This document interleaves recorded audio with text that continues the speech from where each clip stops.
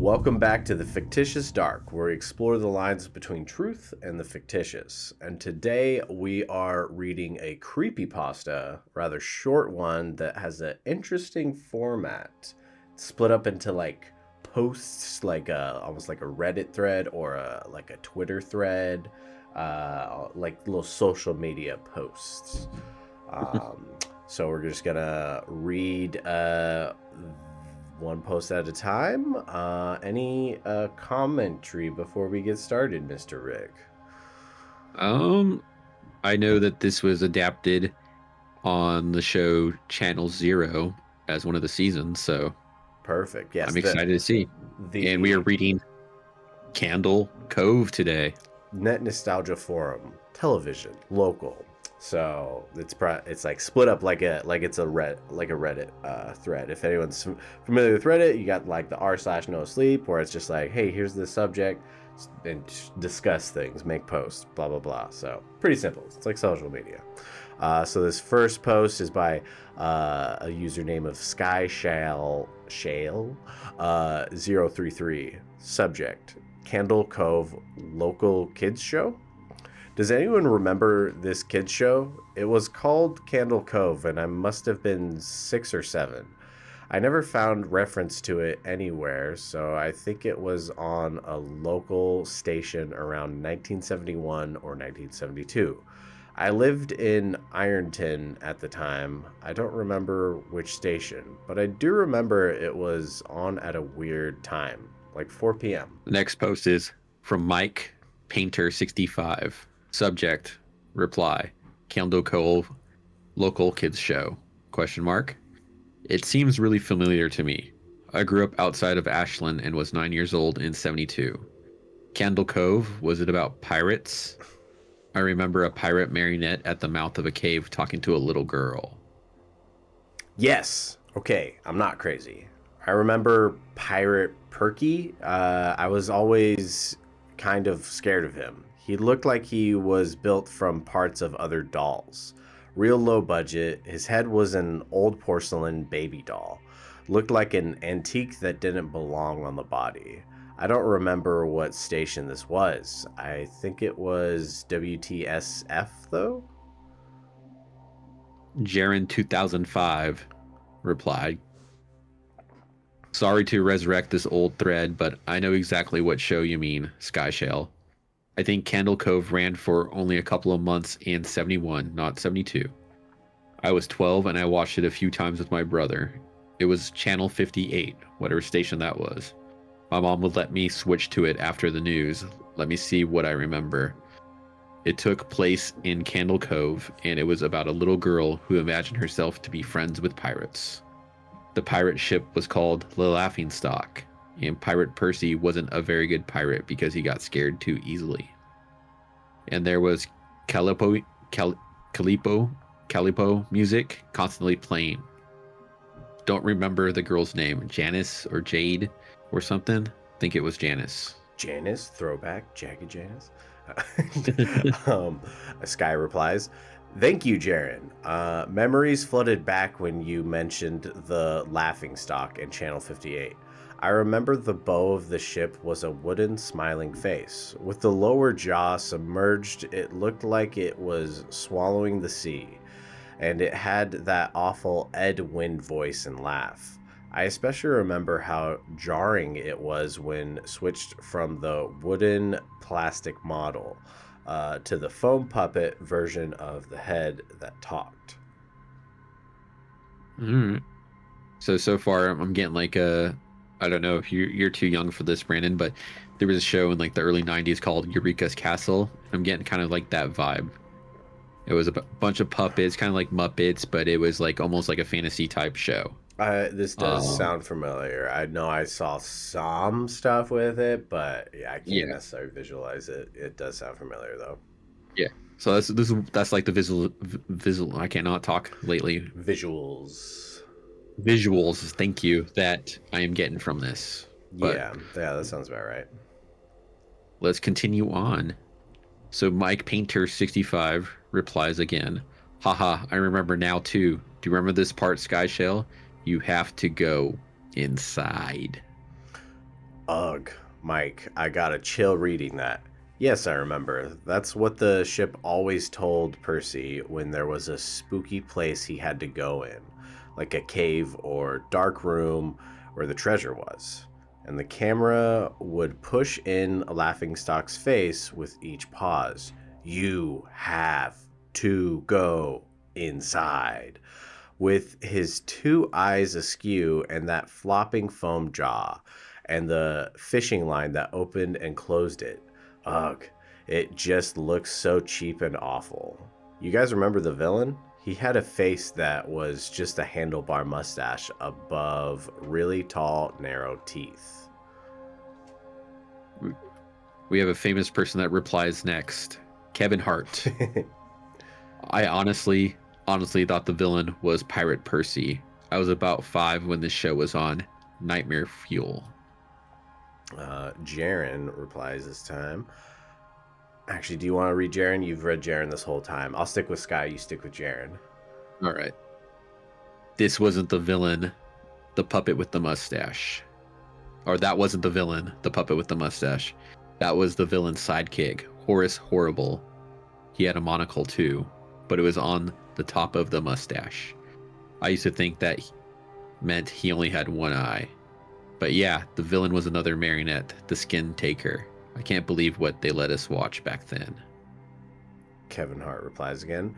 Jesus H. Christ, the skin taker. What kind of kids show were we watching? Seriously, could not look at the screen when the skin taker showed up. He just descended out of nowhere on his strings, just a dirty skeleton wearing that brown top hat and cape, and his glass eyes that were too big for his skull. Christ almighty. Sky replies again. Wasn't his top hat and cloak all sewn up crazily? Was that supposed to be children's skin?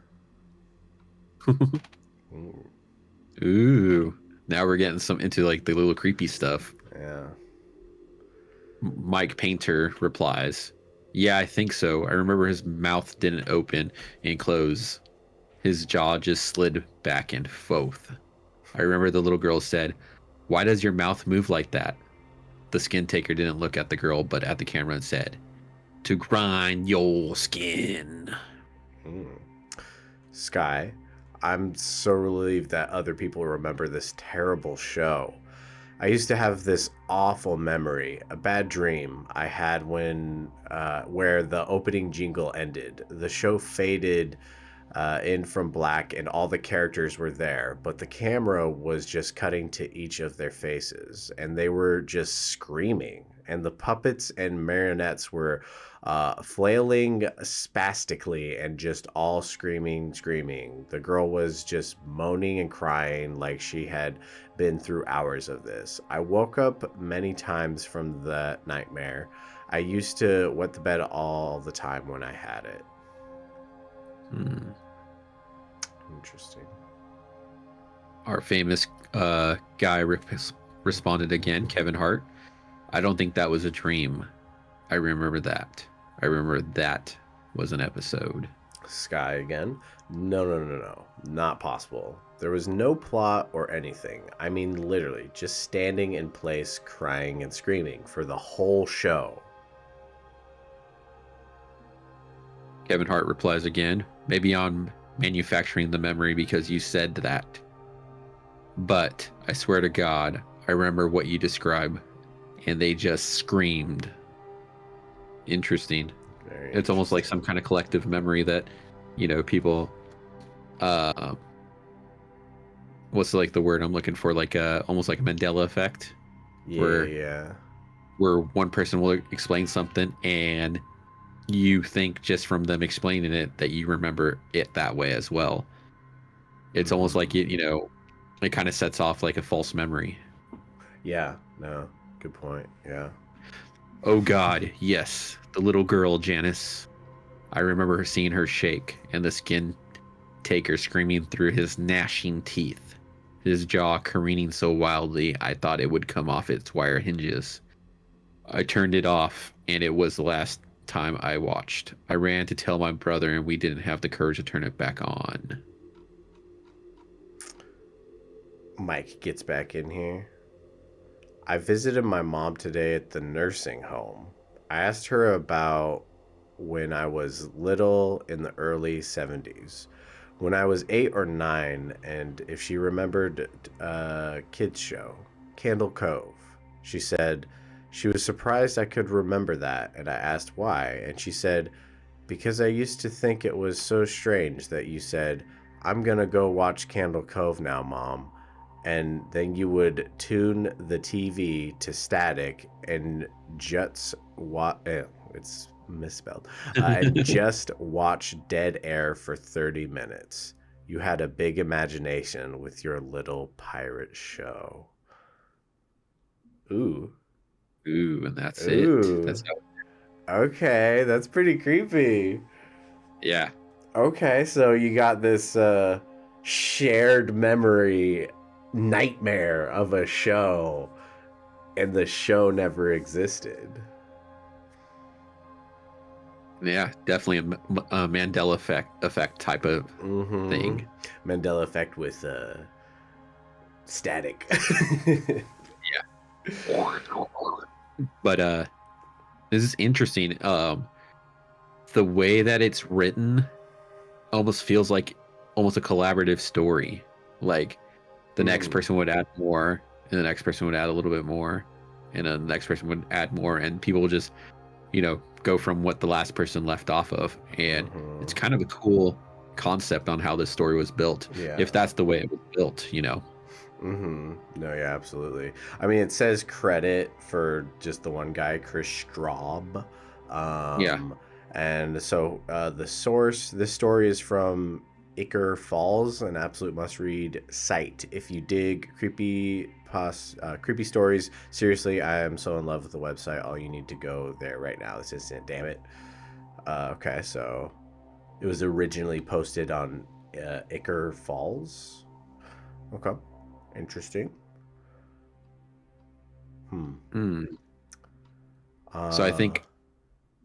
Go ahead.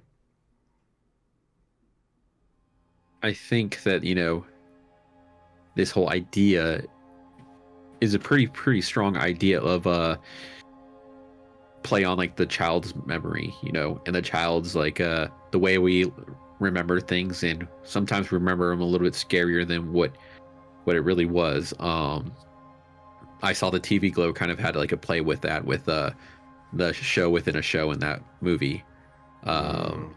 Of how it was so terrifying, but then when you go back to watch it and you're like, oh, what was I really scared of? This wasn't that scary. It's kind of cheesy, kind of lame. Yeah. But it's just interesting how like the characters go back and they remember it as like a simple story, children's story, and then as it goes on they keep remembering darker and darker things of what happened in the story. And this is like a really cool idea of like sometimes our brain hides those scarier stories than what we're really watching. Yeah.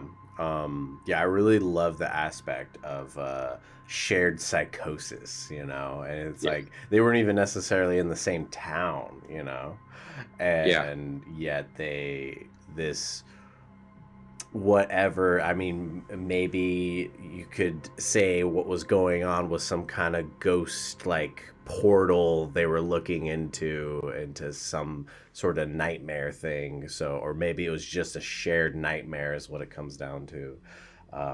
Very, very interesting. I was not expecting when I started reading the last thing, I was just like, I just thought in my head, I was like, oh, this is the last freaking one, like it's already over. And it's like, but that ending right there, just boom, mic drop, little banger right there.